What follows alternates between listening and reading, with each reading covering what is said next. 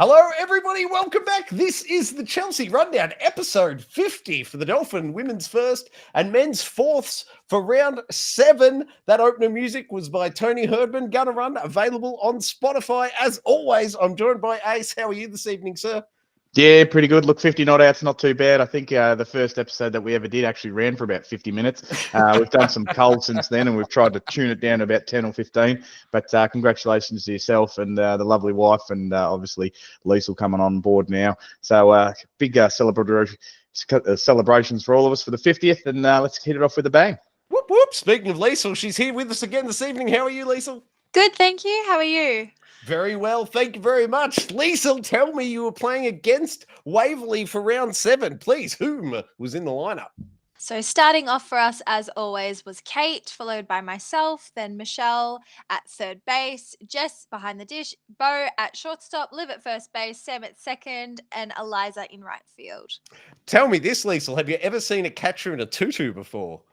I have not. I can say that it was my first time pitching to somebody wearing a bright pink tutu. Hopefully not the last. Perfect. Speaking of the tutu highlight, what were the other game's highlights, please? So highlights from the weekend included some hits by Kate, Mish, Liv, and Sam, and some great catches by Bo at shortstop and Kate in centre field. There was also a tag out throw from Jess behind the dish to Mish at third base, tagging the runner, sliding into 3, and a triple by Jess as well. That was good, and there were a couple of doubles as well, if I'm not mistaken. Yes, Bo and Sam both got doubles to left field. Fantastic work all round. Now, if I'm led to believe correctly, the final score, you sort of took the foot off the throat a little bit there, and maybe the heat sort of got the best of some of you ladies, and you sort of let them sort of squeeze an extra 7 runs in. That sort of made that scoreline a bit more closer than what it actually was. Yes, we were up by about 10 from, I think, the first inning. I believe we may have got 7 in the first or second inning, and we kept them. We were up by quite a few the whole game, and then the last inning the wind sort of died down. It was hot and dry heat. There were a few errors in the field. The zone was a bit questionable. It got a bit tighter towards the end, and they were just hitting the gaps. We only had 8, unfortunately. To come away with the biscuits with only 8 players on the field, though, tip of the cap, ladies. Well done. Liesl, please, what was that final score? So the final score was 14-13. And Liesl, I'm seeing a whole lot of pink on screen there. Talk us through that, please. So Waverley Baseball Club were throwing a pink day on Saturday. So I believe they hosted all of their ladies' home games, raising awareness for, I think it's breast cancer.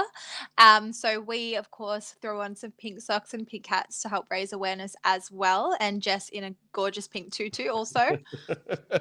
Fantastic work. Now, the Golden Flippers, please, this week. Liesl, whom was nominee 1?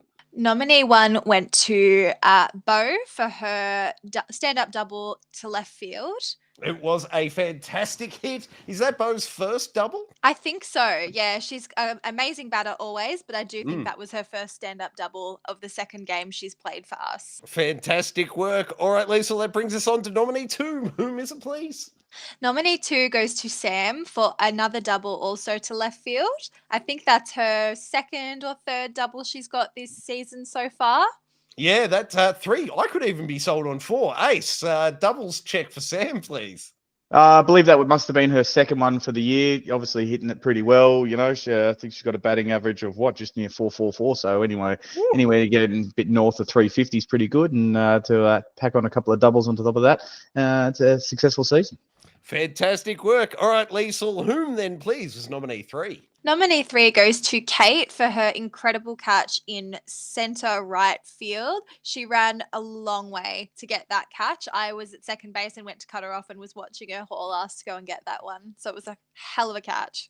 Fantastic 3 nominees. Ace, should we move on to the men's? Just before we do, and look, this isn't something that I like to do. I like to try and stay in my own lane, but unfortunately I can't on this one. So I'm actually giving Ace a special nomina for this week, and that goes to your lovely wife, Jess, for her fantastic pirouettes throughout the day. I think one of them was on a triple, and one of them was just in the mood of Jess, because when she gets up and about and she's having a good time, she doesn't mind sort of adding a little bit of extra pizzazz to the game. So congratulations, Jess, on nomination number 4 for your fantastic pirouettes. With that kind of hitting all day on display, I wonder if she's contractually obliged now to wear a tutu every game to keep this hitting streak rolling.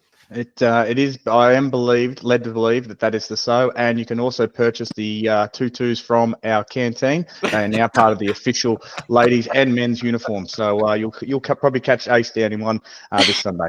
If you're lucky, Jess will sign it too. Fantastic work.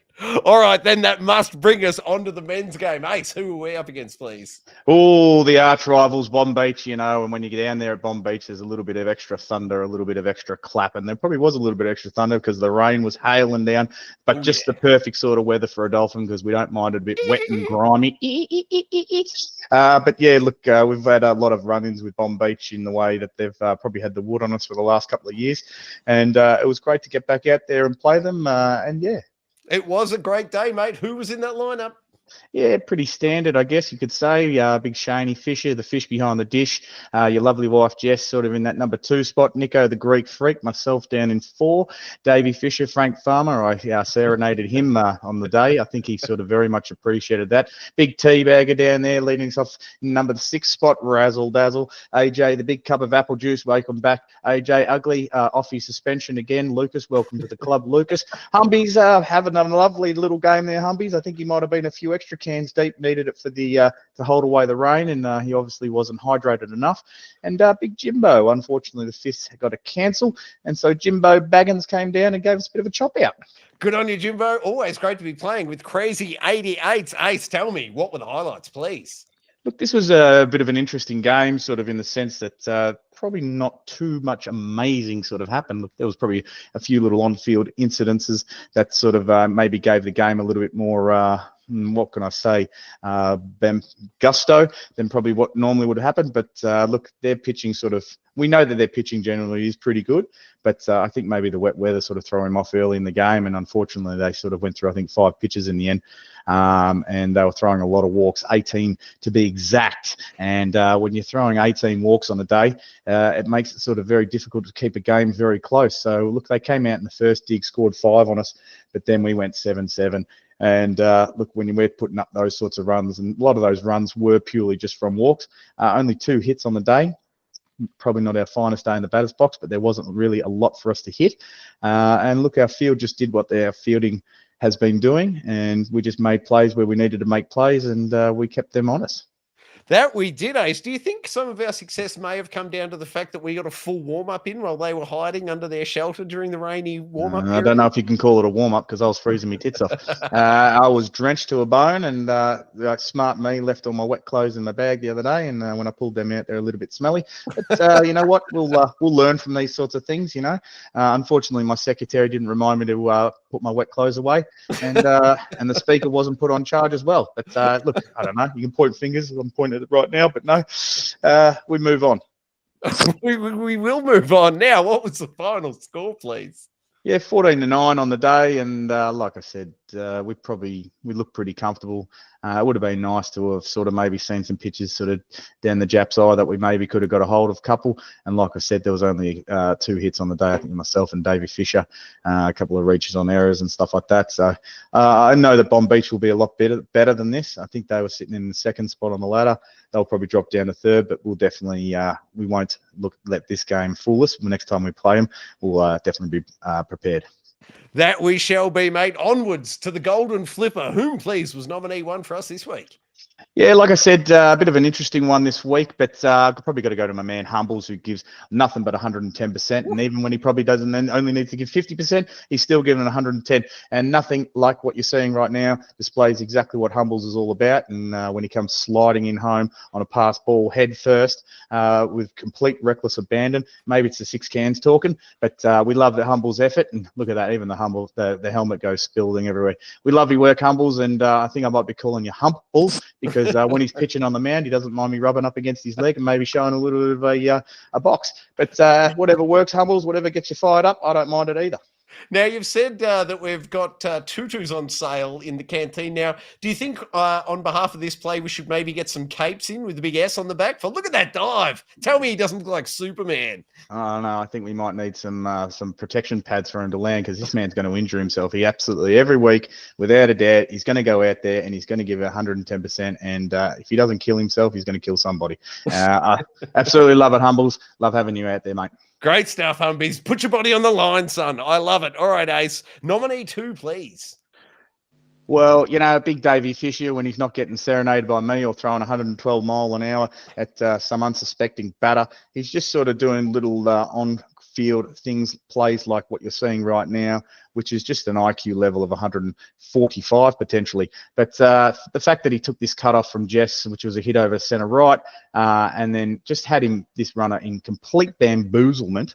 This guy, I didn't know which way to go. He was like, do I go back? Do I go front? And Davey was there. I'm going to go this way. I'm going to go that way. He zigged where he zagged, and he zagged where he zigged. And unfortunately for that runner, he got completely caught out and completely outsmarted by one Davey Fisher, Mr. Frank Farmer. Love your work, Frank. Love the effort on this. And like I said, your brother might be calling you a bit chubby, but the way you ran on this one, I think you would have lost a few calories. Nice work, Ace. All right. Through to nominee 3, please. Look, I don't mind giving myself a nomination here and there, especially when I probably deserve it, and probably the only hit really of the day, probably the hit of the day for both sides. This one, look, from my standpoint, I thought it went over the fence because I heard your wife squeal like that was a home run squeal. So I started wailing the finger until they put the 2 hands up. So unfortunately, I wasn't able to touch all the bases, but I was able to get around to second. A few words of wisdom from Shaney Fisher for the sort of over the last couple of weeks, just sort of telling me to pull those hands back and load up. And if you watch the video on slow-mo, you can see those sorts of words of wisdom in full effect, and just sort of really concentrating on loading up on the hands and getting that power all the way through the bat. And obviously this is the proof's in the pudding. So when you can get a nice hit like this on a day where there's not too many balls going anywhere, it's lovely. So good on me. Yeah, it was the best hit of the day by far, mate. Absolutely fantastic work. All right, guys, let's go on through to the women's results. Liesl, please tell me, how did your women fare this past weekend? So our firsts won 14-13 against Waverley, and our seconds unfortunately lost by 1 run to Upway. All right, Ace, tell me, how did the men go this past weekend, Sunday, 17 November? Look, wasn't too bad other than our thirds, and we sort of got to hang around and watch a little bit of the thirds, and they were playing against a few of the Masters boys, and there was a couple of names on that Masters Bomb Beach team who were absolute guns, and you could see it out there on the day, and hitting side like our thirds, unfortunately, weren't able to get the runs on the board. So other than that, our first had an 8-5 win against Mornington, our seconds had a 12-2 win against Mornington, our thirds unfortunately had the 0-10 defeat, and I'm sure throughout the year you won't be seeing them too many times, them only scoring 0 runs. Our fourth had a 14-9 victory, and our fifth unfortunately had a rain out against St Kilda. All right, moving along, Liesl, please tell me, where are the women at this coming weekend, Saturday, 23rd November? So our women's firsts are at home against Werribee, which is back to the beginning of the fixture for us, and our seconds are away at 1:30 against Springvale. Very good. Any predictions for me while we're there? I'm feeling confident against Werribee personally. We did come away with the win last time we played them. I think maybe the score might have been maybe 8-14 or something like that. But they've definitely got a very capable pitcher and some really strong batters. So it'll be an interesting game. 15-8 actually on that one. Nice. All right, Ace, what is happening with the senior men's this Sunday, 24 November, please?